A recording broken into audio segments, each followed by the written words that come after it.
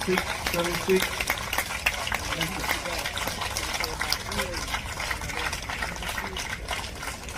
Hello and welcome to episode 7 of the Tennis Asia podcast, and on this week's very early show we reflect on the Roland-Garros qualifiers. We look forward to the main event itself, which begins very shortly over in Paris. Also a little bit on the challenges that have happened this week and all else in the world of Asian tennis. And here to navigate us through, Mr. Tennis Asia himself, Eddie McGee. Eddie, how are you? Not bad. It's been a little bit quieter this week because of the qualies. I haven't had to be focusing 24 hours on the tennis because the qualies, it's only, especially in that last day, it's only a few matches, right? So, but yeah, it's been still eventful, and we've had even a few challengers are there as well. But yeah, Roland-Garros has been interesting. So the qualifiers wrapped up, the main draw is out, even the order of play is out now. We'll start on the women's side, and we might as well start with this pod's hero, basically. Obviously, Moyuka Uchijima, the machine. She came through, taking her undefeated streak to a frankly ridiculous 18 matches, I think it is now, across 2 continents, 4 countries, 2 surfaces, and she's into the French Open main draw, maybe some time before she needs to go through qualies again for a slam, and it was utterly routine for her in all 3 rounds. Yep, I mean, should we even be surprised anymore? Of course she qualified. She came through, didn't drop a set. Yeah, and this puts her on, 18 matches, unbeaten, 18 matches in a row that she's won. And not only that, I mean, I put out a tweet with some of her stats, right? So, I mean, because she's qualified, I mean, this is also her first French Open that she's qualified for, so obviously that's amazing. And then, but this year, across all professional matches, she's got a win-loss record of 140, lost 9. On clay, she's 123 and lost 2. She's won 5 titles, including 3 100 titles. And not only that, we know that we talked about it before, she won 3 consecutive titles across 2 continents on 2 surfaces. Right. And if we start also from Zaragoza, which was the first 100 title she won in April, she's currently 25-1.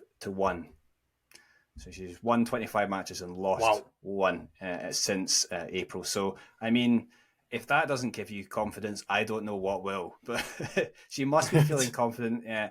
And the thing is, though, I did watch her qualification matches. She came through. Yes, well, I watched some of them. The first match, she beat Justina Mikulskaitė of Lithuania 6-2, 6-1. Pretty straightforward for that, and that's more or less what we expected.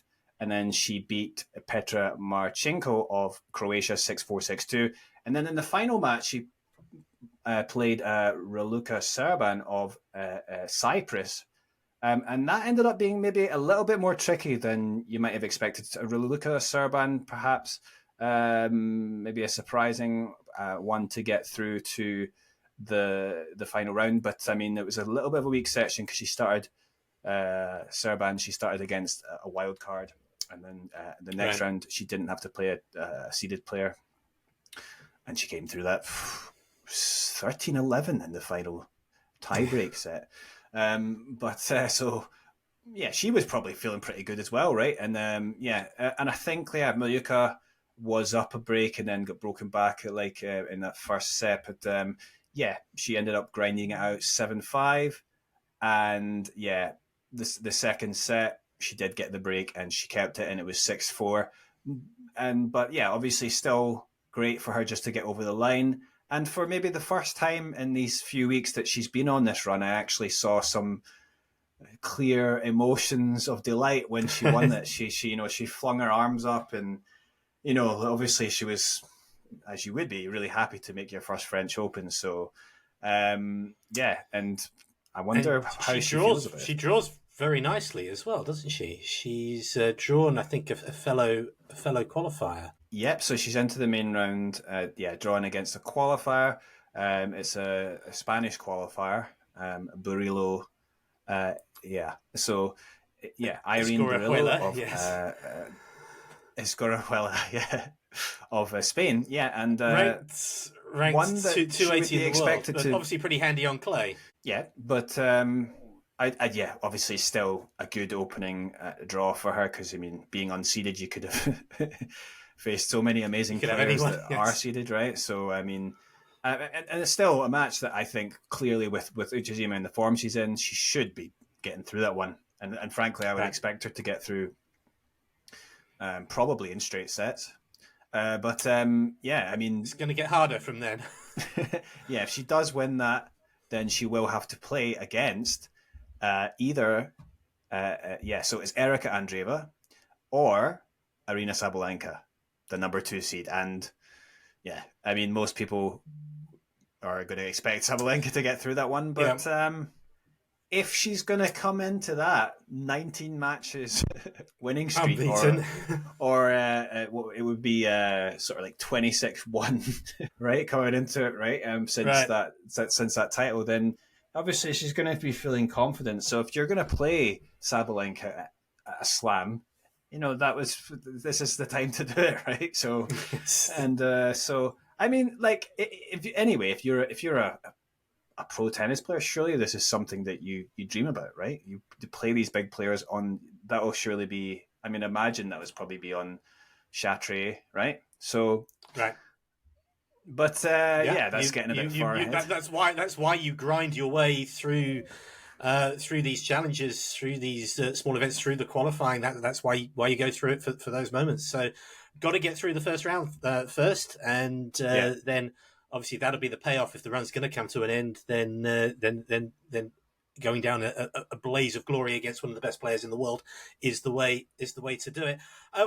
She was, of course, I think the only one of the crew we sort of followed to make it through on the women's side. There was one near miss, though. Alex Eala, who we talked about in detail a few weeks ago from the Philippines. She didn't make it, but she gave it a massive go. She had an easy first round win, and then came through a very seesaw match with, I think it was Taylor Preston, with break of serve after break of serve. I think there was something like 20 breaks of serve in the match. It was hard to keep up. Ultimately, I don't know how much of that match you saw, and how much of a high quality match it was. Obviously, a lot on the line, but she did come through that before going down to Riera of Argentina, who was, I think, the second seed for the qualifiers. Yeah, so I mean, Alex Ayala, I mean, she showed it right in Madrid, right, when she beat Kostyuk, wasn't it? And then she beat, she almost got the victory in the second round, but she didn't. She fell short, but she took it to 3 sets, and she showed her fighting qualities. She's definitely a fighter, and I could see that, and she showed that again in this qualifying tournament. So, so the first match she actually won 6-1, 6-1 very comfortably against Ma Yexin of China. Now, just a little bit of a interesting fact here is that player that she beat there, Ma Yexin, is the only player who beat Uchijima on her run. Oh, right. On the 25 wins to 1 loss, and that 1 loss came against Ma, the Chinese player, and that was in the the tournament before. Before she began the win streak, not before the win streak, because that's the 1 loss she had in amongst that. So the win, okay. Since Zaragoza, but then that was, she lost in the quarterfinals to Matt, and then she took the tournament in the next tournament, which was in Gifu, the 100 title. Anyway, that's just interesting. But Eala then went on to play Taylor Preston, another young talent, 18 years of age from Australia. And honestly, the first set went 6-4 to Preston, and she was deservedly ahead. She just had a little bit more power, a little bit more angle, and she was pushing Eala back. And really, Eala did look second best, and that was a deserved first set for Preston. And even some way into the second set, I felt like it did look like Preston was on top. But Eala just kept on fighting. Yeah, there was a lot of breaks of serves, even by this point. So, yeah, it was a very up and down game. But yeah, you just felt like, even though they weren't doing too well on serves, I mean, partly was because they were going big as well when they had the chance on the returns and making it difficult. But they just, Right. yeah, I mean, you felt like Eala was doing a little bit more to try and win the points there, pulling at the drop shot, and just fighting hard. And eventually won that set. And then in the final set, she managed to also grind that out 7-5. And then moving into the final match, she had to play the number 2 seed, Julia Riera of Argentina. She was underdog for sure in this match, but she started off really well. Well, actually, no, it started off terribly because she went down 4-love. She went down 4-love, but then she fought back and took the set 6-4. So again, yeah, just an illustration of, that she does have that sort of fighting, spirit that is obviously important if for a lot of players, and if you want to do well in this game. And unfortunately, into the second set, she she was doing pretty well, but then Julia Riera seemed to be playing the bigger points better, and actually, I think she got ahead 5-3. But and so Alex Eala did well to fight back to take it to a tie break, but then I don't think Eala played a good tie break. Like I said, it came down to those important bits. Yet Riera took that 7-3, and then in the final set, I think. I didn't actually manage to see all of this, the final set, but then it came down to Alex Eala did try to break back. She had some juice points and she had opportunities, but unfortunately, she couldn't get it done. And Julia Riera took the final set 6-4. So, yeah, I mean, nonetheless, for Eala, this was the closest she'd come to reaching the major. So, she's probably going to feel pretty good nonetheless with the effort she put in. Sad thing for her was that final match came on her birthday. I mean, yeah.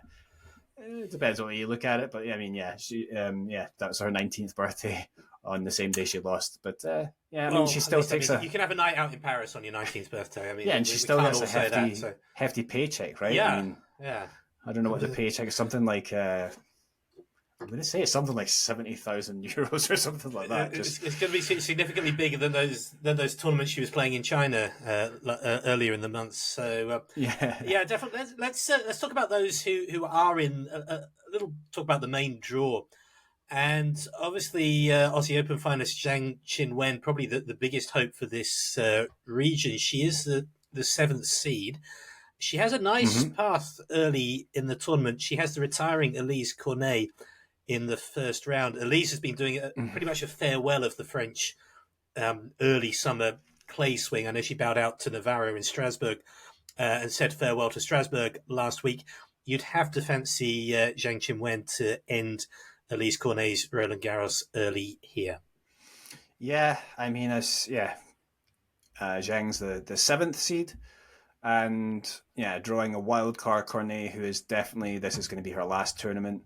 I mean, you can't look at that as anything other than a good draw. I think, it's probably going to be in Chatrier, right? I don't know. That's? I don't think that was on the schedule for tomorrow, as in Sunday. But didn't see it. No.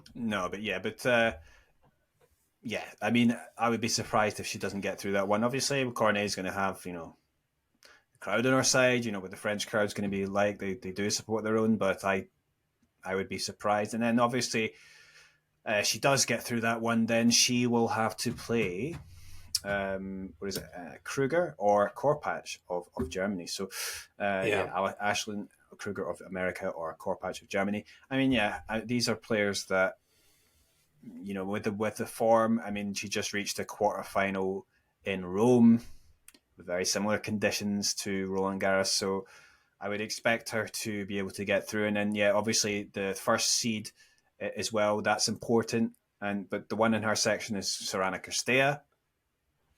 And I mean, as draws go, I mean, it could have been tougher for sure, but we'll have to see how it goes. The other possibly tough seed that she could face in the fourth round is Anna Kalinskaya, who has been pretty good, or very good recently. And she did very well at the Australian Open.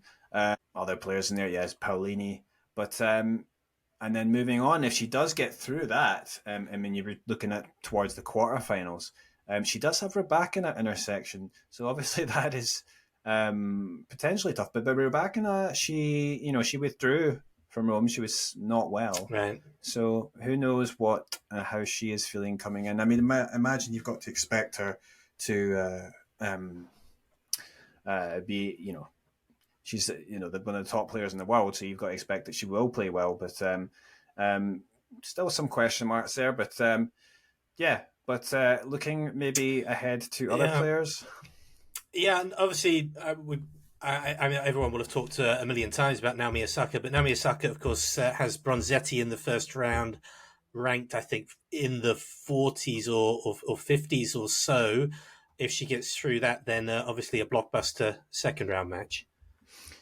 Yeah, so Bronzetti is who she's drawn in the first round. I mean, Bronzetti is a player that, she can play pretty well on clay. It's a player that, she would be expected, probably Naomi to beat, right? I mean, I think most people would expect her to win, but doesn't necessarily mean it's going to be easy. It's still like for Osaka, it's not the most natural surface for her to move on, although she seems to have made a little bit of progress in that respect because she got to the fourth round where she lost to Zheng recently, right? So, and that was in Rome.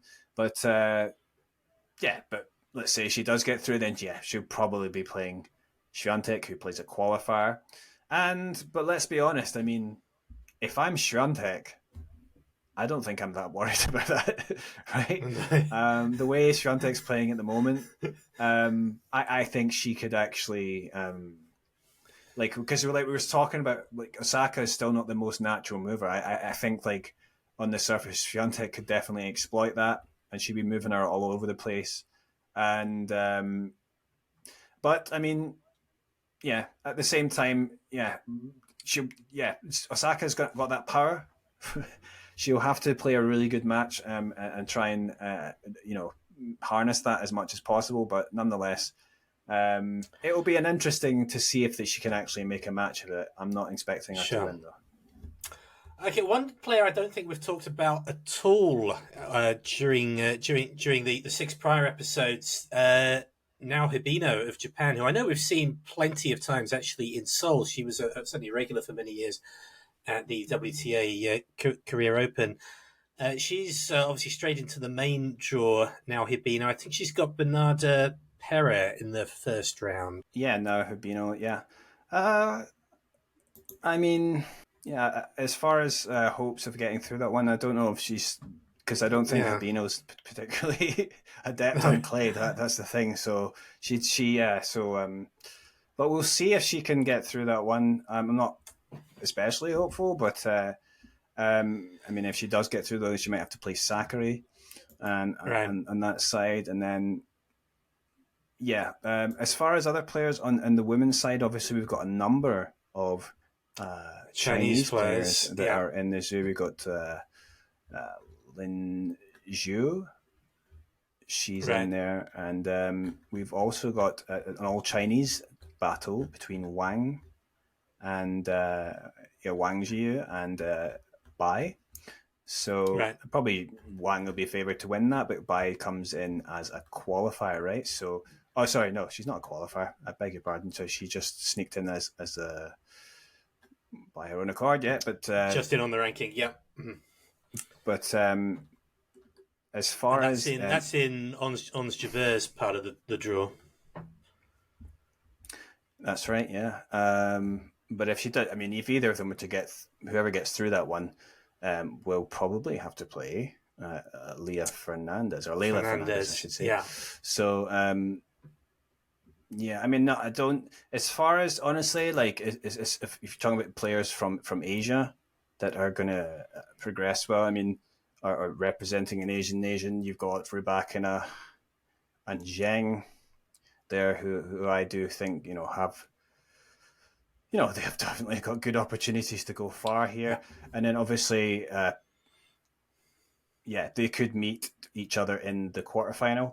And then we've also got Putintseva there as well, of representing Kazakhstan. She has to play Sloane Stevens, but I would imagine that Putintseva will get through that one. And then she has to play either Katie Bolter or Paula Badoza. And so that's pretty good I would say, for Putintseva, because Badoza's not in great form. And then, but Bolter is Katie Bolter. So, I mean, she's British, and they don't actually have much of well, she did okay though. Sorry, I mean, but Badoza's done okay recently, because she got to the fourth round in the Italian Open in Rome. But Bolter, she's probably just thinking partially ahead to the grass season to Wimbledon. Yes, get me off this dusty red stuff as quickly as possible. It's messing up my shoes. Okay, anything else on the women's side of the draw? I did notice Ostapenko's got a really, really good draw and could go quite far if she sets her mind to it. But anything else? Who's Penko's? I'm not sure. She's the first seed she would meet there is Caroline Garcia, so it's not a bad draw. Okay. So she opens against Jacqueline. She's got Christian. Yes. And then Maria or Towson in the second round. So Tatiana Maria, though. But yeah, Tatiana Maria, of course, she loves the slice and former Wimbledon semi-finalist. But yeah, she probably won't be doing very well. So you probably Towson will come through that. Clara Towson will come through that. The youngish. She's 21, player from Denmark. I would imagine. But Ostapenko would still fancy her chances there. Yeah, I mean, it's hard to always know what you're going to get with Penko, but she did all right recently, right? So, but Goff, maybe, just looking at her section, I mean, I'm not seeing too much that should be worrying her until maybe the fourth round or so she could be a Goff versus Penko in the quarterfinals, but we'll see how that goes. But moving on, maybe to the men's side, we can talk a little bit about the qualifications. Qualification wasn't hugely successful for the Asian representatives. I think it was who got through. It was Shintaro Mochizuki. I think was the only one. No, there were as far as the Asian players, we had Shintaro Mochizuki getting through qualifying. He is the young player from Japan. He managed to get through against Nick Hart from a set down in the opening round, and then beat the 18th seed Stefano Napolitano of Italy 6-3, 6-2, and then he came through against Facundo Bagnis of Argentina, very experienced and on this surface, and he would have expected to get through that one, but Facundo had some physical issues, I think with his leg. Shintaro took the first set 6-4, and then Facundo took a medical timeout near the start of the second set, but with the score at 2-love in the second set, Bagnis retired, and that obviously gave Shintaro his first French Open main draw. So nonetheless, he's put in a good effort. Unfortunately, he's probably not going to go any further, because he's going to have to play Hubert Hurkacz in the first round of the main draw. So, I mean, unless Hurkacz himself gets injured, I would imagine he should get through that one pretty comfortably. William Ciocchetti managed to get through the first round 6-3, 7-5 against Alex Molchan. That was a pretty good result for him. Boo hasn't played any clay matches coming into this because he was in the Asian Hardcourt Challengers, where he did well, probably carrying some of that confidence into this match. But then he lost in straight sets to Gustavo Haida of Brazil, who eventually actually went on to qualify. So yeah, and but as far as the other players that managed to qualify from Asia, we had Mikhail Kukushkin, who represents Kazakhstan. Long time on the tour, 63. No, he's 36 years of age. He came through against Leandro Riedi, Mikhail Kukushkin, 6-4, 6-3. And then against Li Tu of Australia, 6-4, 6-2.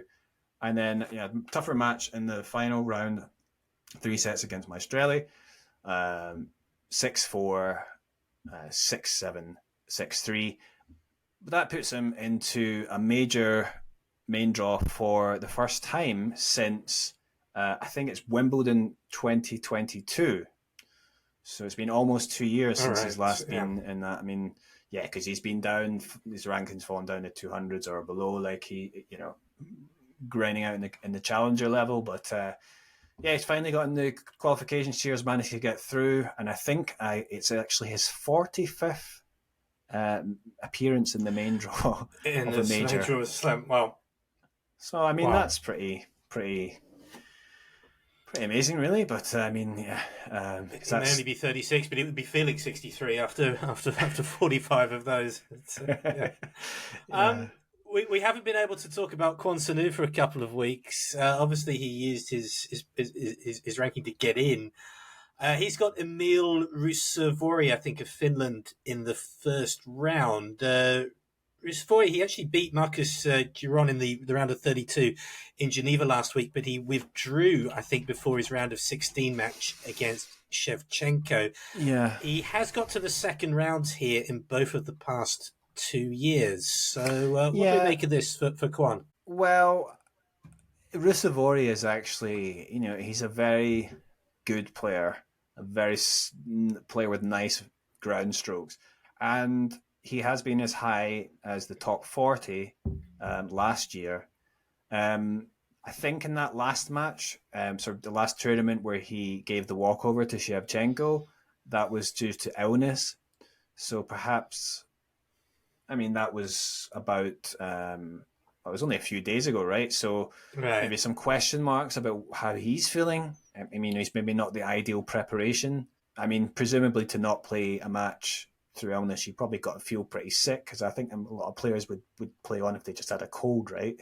But maybe just a bit of precaution because it's Roland-Garros, right? But for Kwon, I mean, it's not his most natural surface, and he played one clay match coming into this, and that was against Skatov in the qualies for Challenger, and he lost. I think it was fairly close, but it was like 6-4, 6-4, right? So, but for Kwon, I mean, it may depend on Rusevori's state, but I would imagine that Rusevori would win. But for Rusevori, I mean, I guess it's also not particularly his best surface. He's more of a hardcourt player. But same thing for Kwon. But for Kwon, actually, his best slam result so far was a third round at Roland-Garros. And he beat Kevin Anderson and Seppi to get to that third round, and lost to Berrettini, which is, Berrettini at that time was very, very good. So forgivable, but I would be surprised if it happens. Even if Kwon gets through, he has to play probably Seb Korda. So not easy. And then if he was miraculous to get through that, probably Alcaraz. So let's say Max.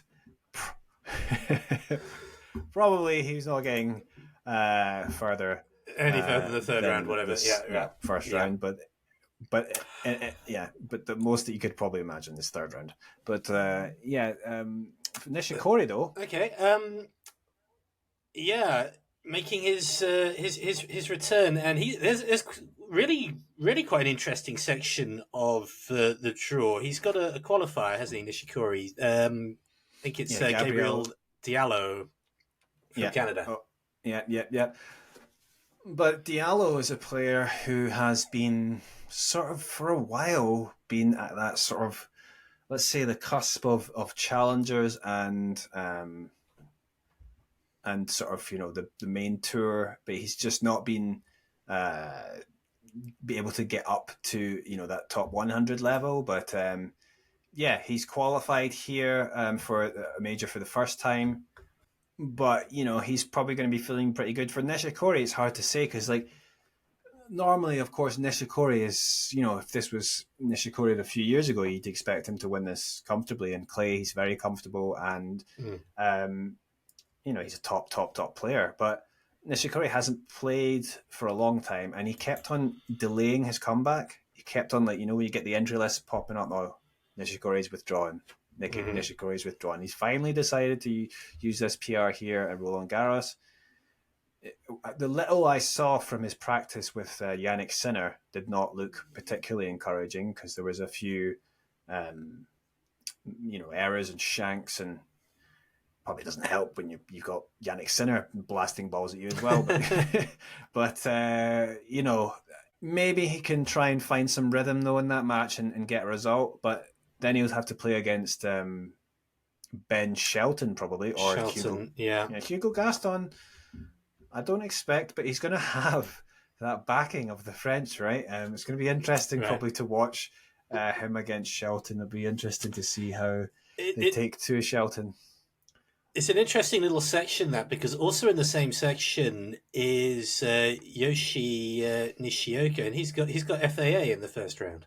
Yeah, Felix Auger-Aliassime. I mean, I would say that's a pretty good result for Auger-Aliassime, because Nishioka, he's obviously not the best on the clay, doesn't quite have the power, and obviously as well, like the last tournament as well, he also had to give a walkover in Lyon, Nishioka, and in the tournament before that, he retired in the middle of match in Turin Challenger. So he doesn't exactly come into this in form, great form. I mean, obviously, Auger-Aliassime had his difficulties with form, but then he reached the final in Madrid, which was, big for him. I mean, obviously, he had a bit of help with the number of walkovers he was getting. Right, so. Yes. But nonetheless, he beat Ruud, and so that was a good result. Bit of luck there for him, but also, I would imagine, nonetheless, he would be feeling much more comfortable coming into this. So I'm not too hot on Nishioka's chances there. And then if they, once he gets round, he plays either Max Purcell or Squire, the qualifier. So yeah, you're probably looking at an Auger-Aliassime, Ben Shelton third round there, if to be honest. Round. But okay. A week ago, we were talking. I think when we recorded, I think it was Sumit Nagal was about to go on court against Baez in Geneva. A really tough first round matchup. He went down in straight sets, I think it was. He did hang around on the shores of Lake Geneva to get some good practice in with some esteemed practice opponents. But he moves up to Roland-Garros, and he's got a very hard ask first up. Sumit Nagal, he's got Kachanov. So welcome to Paris, Sumit. Kachanov, who, it's for Nagal, he probably would have wanted an easier one than that. I mean, he's 18th seed. He's a former twice quarterfinalist here.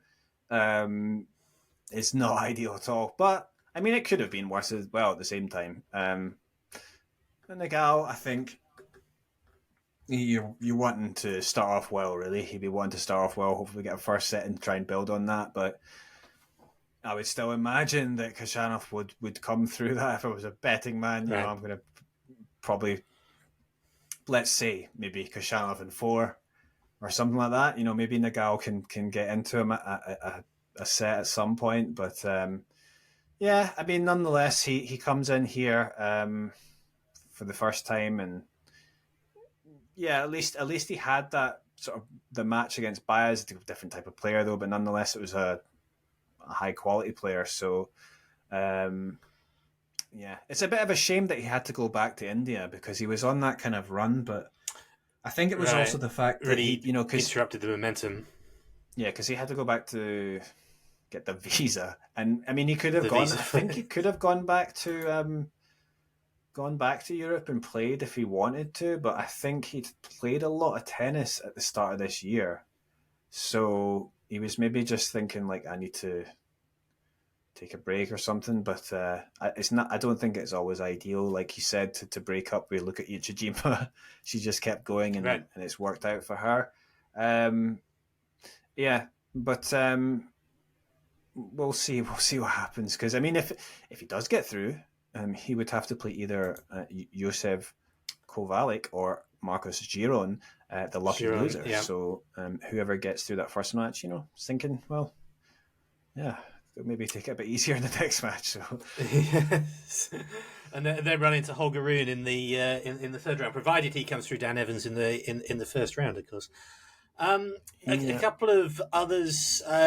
Zheng Zhizhen has got Vukic of Australia in the first round. He would play the 17th seed Ugo Humbert or Lorenzo Sonego should he come through. They're in Tsitsipas' section of the draw. Yeah, so Zhang Zhizhen, I mean, if you're talking about players representing Asian nations, then he would be one that you'd be thinking would have maybe the best chance on the men's side anyway to get far. He starts off against Alexander Vukic of Australia. I think that's a pretty good draw. He's not a clay court player, and Zhang in the form that he's in should be able to get through that one. But then if he does get through, having to play either 17th Ugo Humbert or Lorenzo Sonego, it does. That's a step up in quality there. Right. Probably with the way that Humbert has played recently, I would expect him to get through that. So that could be quite a big match for Zhang in the second round. Unfortunately, coming in Paris, Humbert's going to have big backing. And of course, Zhang, he lost that quarter final to Tabilo. And Tabilo, Right. he's a big a player with big lefty, with a lot of power as well, who was playing very nicely. And, not too dissimilar to Humbert in terms of style. So I wonder if that might be counting against Zhang. So, I mean, I think with Zhang, I mean, it's not a great draw, really. I mean, the first round's fine, but then if he gets through that second round, he's got to play probably Tsitsipas, which is... Tsitsipas is someone that, who'd be fancying himself to win possibly the title here, given the way that the tournament. Maybe we can talk a bit about that, but the way that everyone else seems to be a bit of a mess right now. But so and then anyone what else catches the eye in the I mean, from our part of the I'd say for our part of the world, not really. I think Lloyd Harris made it through qualifying, didn't he? No, he didn't make it through. He didn't make it through qualifying? Okay, he failed. No. Duckworth failed as well. These guys are not Coleman Wong failed as well. It wasn't... yes. It wasn't... it wasn't great. Players that are in there, I mean, we've also got Mikhail Kukushkin. He qualified. He'll play Fabian Marachan. But again, that is... Marachan... he's quite... who is it? He broke through first of all when he beat Carlos Alcaraz last year on clay. Marachan is obviously a player quite capable and probably not ideal for Kukushin, who has mostly been playing at a lower level. But stranger things have happened, and you take that confidence from qualifying in with you, who knows? But then either of them would have to play Grigor Dimitrov, who plays pretty well, and he's been doing quite well recently. So, I mean, probably if you're looking at that little section, Tabilo is the one to watch there. But he has to start off actually against Zizou Bergs, which is Zizou. He's an exciting player himself, qualifying here for the first time. So that could be quite a fun match actually. Also, they've got Alexander Shevchenko. He opens against Karatsev in the opening round. And either of them will have to play Nicolas Jarry or Moutet next. So, but I mean, probably not ideal for them either. But Nicolas Jarry, be fancying it to get through. And I don't see too much. I mean, maybe you want to talk a bit more generally. Do you have any thoughts on your own thoughts on who you Who's think going to might win be this able tournament? to win this tournament? Yeah. It's shaping up as one of the hardest ones to predict in a long time. Yeah. I know there's questions about Djokovic's health, etc. But let's face it, come slam time, he does usually get it together. If I was a betting man, I have known to be, and I had to make a choice, I would be boring and go there. Unfortunately, but there's so many question marks about pretty much every top player. I mean, that's what I said recently when I was talking on Talking Tennis. I think John asked us to give us our Roland-Garros predictions, like for the men's side, because we just I eventually came around and said Djokovic, only because there was just the question marks over Sinner and Alcaraz. And let's remember, as good as they've been playing, they haven't won this tournament before. Djokovic has. And although he hasn't, he came out quite strangely. The match against Tabilo, he was really bad, and it looked like was he really trying at some point? But then also strangely, I mean, I didn't see the match against the semi-final in Geneva against Thomas Makash. He apparently was. It looked like he was throwing some games in that match, which I don't know what that's about. I mean, he won the second set 6-love, but then got soundly beaten in the final set 6-1. So you do wonder, like, I mean, is he maybe just? You do wonder what is going through his mind, but like, is he just trying some stuff out? Right. Why is he playing in the week before Roland-Garros? Right. But it's quite strange. I mean, but having said that, like we said, we don't know about how good Alcaraz is physically. He had problems with his arm that he couldn't hit forehands properly. Or he was trying not to go full on the forehand a lot of times. Sinner apparently is okay, but he also said that he's feeling pretty good, but it's not quite 100%. He'd ideally like it better, but that's how is that going to go if he's playing match after match? And then Djokovic has a decent opener against Herbert. He's, as far as I can see, that the draw he has is pretty good. Although he might have to play Tommy Paul in the fourth round, and Tommy Paul has been actually quite exceptional recently on this surface. I don't think Musetti is going to be much of a problem for him in the third round. So, I just think, why not? Like, why Djokovic has done this before.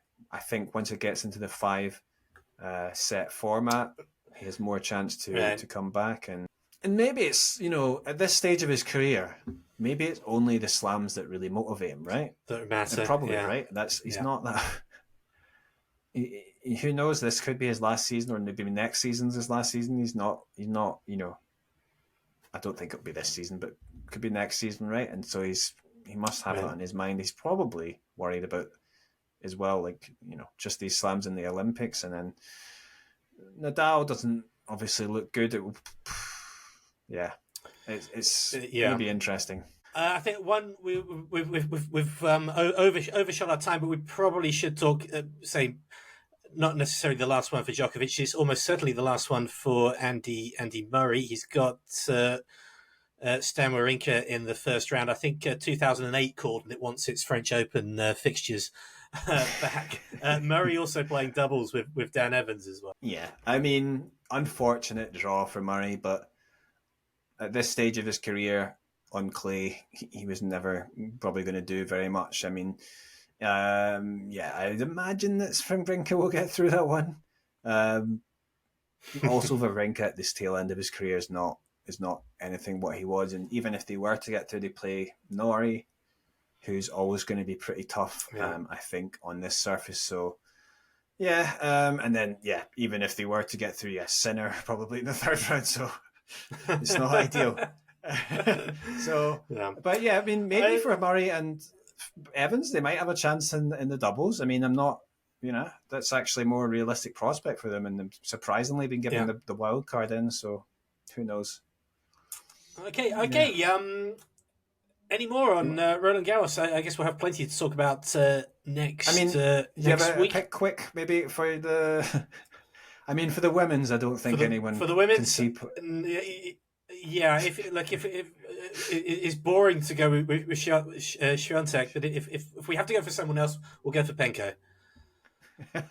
Okay, you heard it here first. Penko coming for the 2024 French Open. And then maybe we'll talk a little bit about the challengers, because there are some challengers. And a little bit. Was. I mean, we better talk briefly about Gerard Campagna-Lee, I guess, because we did talk about him on the show a couple of weeks ago. He had a pretty good week in the 75 in North Macedonia. He got through to the semi-final where he played Joel Schwartzler, 18-year-old, currently the world junior number 1, I believe. And he's actually coached, give it a Roland Garros link, he's actually coached by Jürgen Meltzer, who was the 2010 Roland Garros semi-finalist. It was a tough matchup. The bookies couldn't split them. I think we both managed to watch most of this game. And I think it did really emphasize, I think, for both players, it showcased quite a lot of their strengths, quite a bit of their limitations as well for both of these young guys. Yeah, so Campagna-Lee, he's still young himself, like 19 years of age. Came into this with not the best year as far as like winning main draw matches, but he because he'd only won like 2 or 3 matches this year on the main draw, so not ideal, right? But but he came through pretty well in the first match in the round of 32 against Jay Clark, 6-1, 6-7, 6-3. And then in the second round, he came through comfortably in straight sets against Fonio of Italy. And then in the quarterfinal, he beat Marco Cecchinato 6-4, 6-2. Marco Cecchinato, of course, a former French Open semi-finalist, wasn't he? That year he beat Djokovic several years ago. Yeah, when Djokovic had that. I say maybe 2017 or something, right? But that's a bit of a slump, or 2018. I can't remember now. But Cecchinato on that managed to get up near the top 20, I think. But it was still a good victory for Campagna-Lee to get through that one. And he had to play Schwartzler of Austria, Joel Schwartzler, very talented, number 1 junior in the world, 18 years of age. He's 18 years of age, but he has a lot of power he's certainly not underpowered at all, is he? I mean, you watched that with us, and it started off. Yeah, it was. I think in the first set, I think you said you compared CL's or Campagna-Lee's playing style to Casper Ruud. Yeah, because he's very like. I mean, part of that's the get ups, like it's all Yonex and the bandana thing. But then, but then also, he's very much like, the serve and the big forehand. That's his main thing. The forehand and the backhand's weaker. So I mean, for Campagna-Lee, he does have a good forehand. He's not the most powerful, but he's pretty good with that forehand. But for him, definite weakness in the backhand. For Schwartzler, though, he's got much bigger weapons, but doesn't he? So a lot of power on that forehand. He's lefty, right? And on the backhand as well, he's also very good. He was able to get a lot of power and open up the court with that. But I think in that first set, because it went to a tie-break, it was Campagna-Lee who edged it out, because I think he was just a more stable player. Schwartzler was hitting some good shots, and other times errors were coming out. He's a bit erratic. I don't know if he's a bit nervous. And I think that was kind of going like that a bit into the second set. But then Schwartzler, I think he settled into it and actually started to play some really nice stuff, and it was pushing Campagna-Lee around, right? He was actually dominating for a lot of, some of those exchanges. I think for Campagna-Lee, it's like, I think he just, as far as I can see, he has clear, obviously good attributes especially that forehand. He hits it very well. But what I can see is that he struggles, like when he's pushed, out in that backhand wing. He doesn't seem to defend that well with it. I mean, earlier on in the match, I saw he was hitting a few slices, which is maybe the way to go for him. But as far as when he was just hitting normal backhands, he doesn't get that much power on it. And he's also was making quite a lot of errors. and for Schwarzer, he was able to, take control of that. I mean, they did have some nice exchanges. I mean, quite a lot of cat and mouse exchanges, Right. and then lobs, and then all that. That was quite fun in those matches. But ultimately, Schwarzer was just overpowering Campanile, and then came through comfortably in that final set, 6-2. Maybe Campanile is going to have to work a little bit on how he's going to have to deal with players that are obviously going to exploit that backhand wing and exploit that backhand. Yeah. But also, how's he going to maybe play to his strengths a bit better? But I just see that actually in the final, Schwarzer is up 6-3 against Majchak in the final, and then 3-1 in the second set. So he looks like he's about to win his first challenger title at the moment. So that's quite certainly one to watch. Well, I think this guy. We'll say one very thing briefly on that on that match. Multiple cameras, crowd shots, no fixed camera behind the baseline. I've seen Grand Slams with lesser production values than what they had in. Yeah, it's true. Some of the courts. That's right. Some of the courts in the Grand Slams are not always. It's covered as well as that one is. Okay, we better wrap up very shortly. You want to touch on any of the other tournaments that took place over the past week, or you're just finishing up around about now? Just wrap up and say that just a quick mention: Yuki Bambry, former top 100 single players for India. He is playing with Olivetti of France. They got to the final of the 250 in Lyon. Unfortunately, they lost that final. Fortunately for them, they lost. So they've actually, but nonetheless, they got to the final 250, and I think Bambry moves up slightly to a higher ranking of around 52 in the world. So he's and then also we've got Timofey Skatov, who is born in Kazakhstan. Maybe unusually for the players that represent Kazakhstan, but although I wouldn't say that he. I wouldn't say though that he's. I mean, there are a few actually players from Kazakhstan as well who are sort of come through the Kazakh system. But I mean, this guy, he was born in Kazakhstan, but he left when he was 1 to live in Russia. And he did represent Russia, and then I think he lives in Valencia.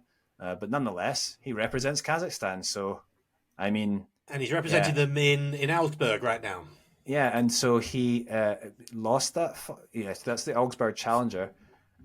He's in the final. He lost the first set 6-3, but he's up a break at 1 love in that final set, or second set, I should say. So maybe he's going to get that done. But actually, anyway, someone to watch out for, because he's definitely hit some clay sort of form on that clay court swing in the Challengers in Europe, and then Tunis, and then Augsburg. So maybe he'll be coming to a Roland-Garros draw again sometime, but not this year.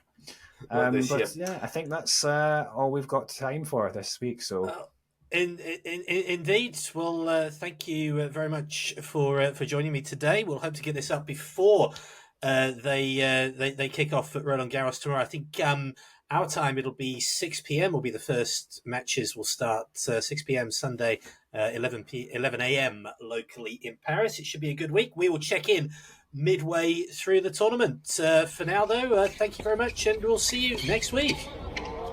Cheers.